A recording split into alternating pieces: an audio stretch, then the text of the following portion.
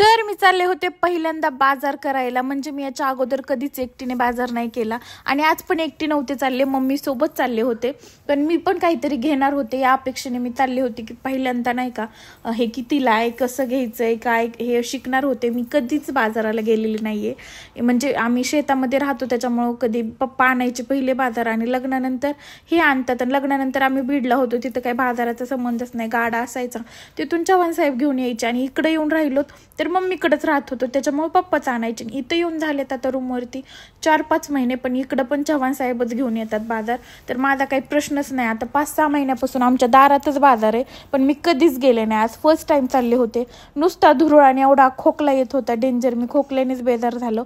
म्हणलं काहीतरी घेता येईल मी सेल्फ की हे कितीला आहे, कमी करा असं तसं म्हणून, जसं दुसऱ्या बाया करतात. पण ते काय माझ्याच्याने पॉसिबल झालं नाही. मम्मी घेत होती, मला म्हणजे काही कळतच नव्हतं काय घ्यावा, काय म्हणू, छटाक म्हणू, पावशर म्हणू, काही कितीला आहे म्हणू, कितीच्या कितीत म्हणू. तर मी मम्मीला म्हटलं तूच घे. मग इकडं मला बीट घ्यायचे होते तर मी म्हटलं बीट घ्यायचे ते. मग ती म्हणली, मग तिनेच घेतले आणि तिनेच दिले पैसे पण. त्याच्यानंतर मला गाजर घ्यायचे होते कारण आता मला रोज ज्यूस प्यायचा आहे.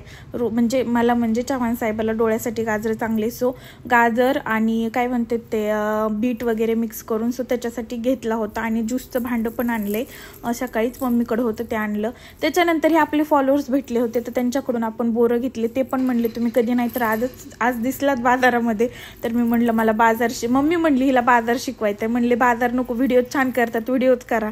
तर मग अशा मम्मीला म्हणले त्यांच्यापाशी जे आहे ते सगळं, म्हणजे जे घ्यायचंय पण तुला दुसरीकडून घ्यायचंय तर दुसरीकडून नको, यांच्याकडूनच जे आहे अवेलेबल त्यांच्याकडे ते त्यांच्याकडूनच घे.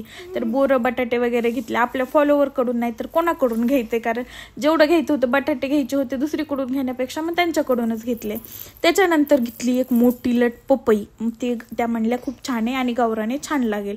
मग मम्मीने घेतली 50 रुपयाची पपई होती, खूप मोठी होती आणि तिला रानात पिशवीत नाही नेता यायची म्हणून इकडं आणली. ती शिवसाठीच घेतली होती, शिवला खूप आवडती म्हणून. त्या म्हणल्या गावराने गोड लागेल. आणि कशात काय एवढी पांचट पपई निघली, बापरे, खूप खूप खूप पांचट लागली, काहीच गोड नाही लागली. ॲक्च्युली ती साईडने कच्ची पण होती पण तरी पिकलेली होती, पण ती जिथं पिकलेली होती तिथं पण ती गोड नव्हती लागत, म्हणजे ती गोडच नव्हती. मी पिकलेली साईडच कापली होती ना, तरी शिवने खाल्ली, बऱ्यापैकी खाल्ली. त्याने 2-3 फोडी खाल्ल्या. त्याला खूप आवडती पपई, आवडती. परत अंजीर आवडतात, अंजीर पण घ्यायचे होते पण नाही भेटले. त्याच्यानंतर मी वापस आले आणि मी ॲक्च्युली उपवास सोडूनच, रविवारचा उपवास होता ना पुषा आयतवार, ते सोडूनच बाजाराला गेले होते. आणि त्याच्यानंतर आले आणि आम्ही गेलो प्लॉटवर गेलो. तर चव्हाण साहेबाला काही डोळ्यामुळे वरती चढता येत नाही, त्याच्यामुळे मला जेवढ्या भिंती माझ्याच्याने पॉसिबल झाल्या अलीकडच्या साईडच्या मारणं, तेवढ्या मी मारत होते पाणी.